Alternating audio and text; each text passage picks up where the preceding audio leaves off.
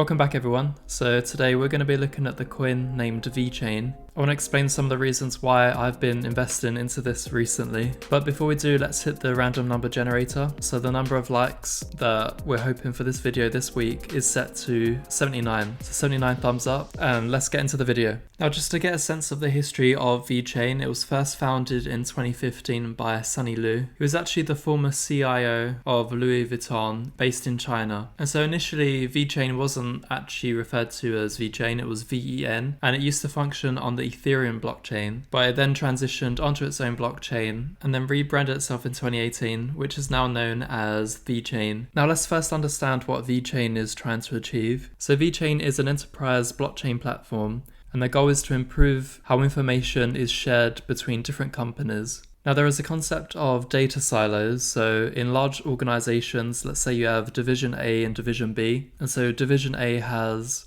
a bunch of data stored while Division B has separate information stored. Now this becomes somewhat inefficient when Department B tries to access the data from Department A and vice versa, and that's because the information isn't easily accessible. And so VeChain aims to solve this problem by having a blockchain which operates at the enterprise level, and as such there's two types of coins. There's the first token, VET, this is the value layer, and then we have the VeChain Thor Energy or VTHO as a smart contract layer. Now in addition, the ownership of data can actually be returned to the individual, and that's because the information lives on the blockchain, which is very different from, say, information living on a single database that is controlled by a single company. Now let's think about a practical example of the VeChain network. So let's say there is a pharmaceutical company and there's a certain drug type that is being manufactured and then being transported all the way to the individual that requires the drug. Now using the VeChain network, we could have both manufacturers and customers that are informed at every point along that journey. And so for instance, let's say the drug has a certain temperature range, and if it exceeds that temperature range, then both the manufacturer and also the customer can be notified if the item is no longer suitable for use. So this is an example of quality control, whereas to date this only happens at, say, the manufacturing process, but when it moves to a third party in terms of transportation, then the end-to-end control is lost at that point.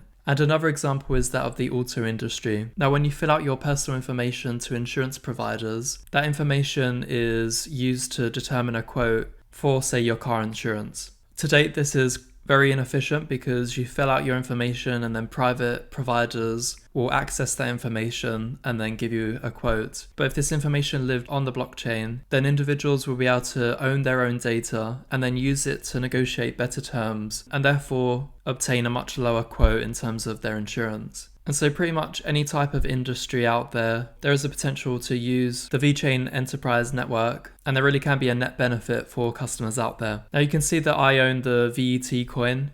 Today I just have under 2,500 coins. And so I've been slowly buying into this because if we look at the graph, we are on a decline at the moment. In the past we've had a peak all the way up to 0.25, and so recently there has been a sell-off. The question is whether the bottom has taken place or not. The easy answer here is that we have no idea, but the fact that I average in £100 each time minimizes my risk in the event that the coin continues to decrease. And so at the time of recording, we have a current price of 0.1. Feel free to leave comments in the comment section below if you think this price is too high to buy in at the moment, or if you think it's a great time to buy in. Now it's always interesting to look at coin forecasts, so I'm looking at coinpriceforecast.com. And some of the key numbers here in 2025, we're looking at a mid price of $1.30. And then all the way for 2030, we're looking at $2.17.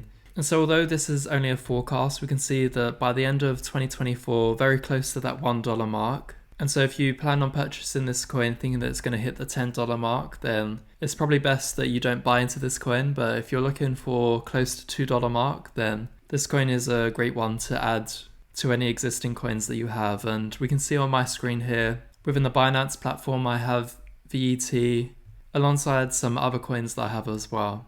And now in terms of some news for VeChain, we have some other more short-term price predictions. And so there's a belief that there'll be an increase of 30% in the short term, which is looking more likely if there can be a breakout of the 0.12. And so at the time of recording, we're at 0.10. We can see on the 23rd of May, we had a price of 0.08, and then on the 29th of May 0.09, and so there are higher lows that are taking place at the moment. So assuming that this support level stays the same, we can expect an increase. And the prediction by FX Street is that there'll be an increase by 30% all the way up to 0.14. So for those that are looking just for a short-term buy-in opportunity, there's a potential for this coin to increase by 30%. And so that's definitely exciting if you don't plan on being a long-term holder. But in either case, I'm very excited in this coin. I think the applications definitely have great potential. And there is a governed foundation as well. So given that most of these individuals are wearing suits, they must be trustworthy. So thanks for watching, everyone. It'd be great if you share this video with your friends as well, if you think they'll find this interesting. New videos are posted each week. And with that said, I'll catch you in the next one.